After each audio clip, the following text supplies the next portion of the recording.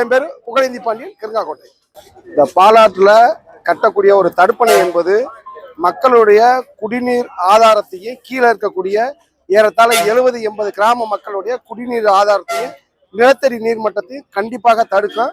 இது தனியாருக்கு சொந்தமான ஒரு குளிர்பான நிறுவனத்துக்கு ஆதரவாக ஏதோ ஒரு ஆட்சி காலத்தில் இதுக்கு முன்னாடி நடந்த ஆட்சியால் இப்போ நடந்த ஆட்சியுடைய தவறால் அதிகாரிகளுடைய தவறான வழிகாட்டுதல்ன்றது எங்களுக்கு தெரியல. மாற்றத்தை நோக்கி இந்த அரசுக்கு வாக்களித்த மக்களுக்கு இந்த அரசாங்கம் துரோகம் செய்யக்கூடாது. ஆகையினால அரசனுடைய கவனத்தை ஈர்க்கும் விதமாக இன்று அடையாள கவன ஈர்ப்பு கண்டன ஆர்ப்பாட்டத்தை இங்கு நடத்தியிருக்கிறோம்.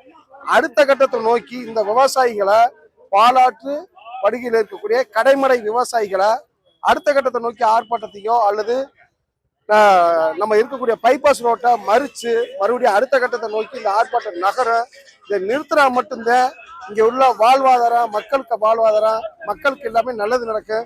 குடிநீர், நிலத்தடி நீர் மட்டும் கண்டிப்பாக குறையும். அது ஒரு தனிப்பட்ட குளிர்பான நிறுவனத்துக்கு ஆதரவாக இந்த மாதிரி ஒரு தடுப்பணை கட்டுவது, அதுவும் 9 கோடி செலவில் அரசு பணத்தை வீணடிச்சு, மக்களுடைய வரி பணத்தை வீணடிச்சு இப்படி கட்டுறதை இந்த பாலாறு விவசாய கூட்டமைப்பு சங்கம் கிருங்காக்கோட்டை சார்பாக நாங்கள் வன்மையாக கண்டிக்கிறோம்.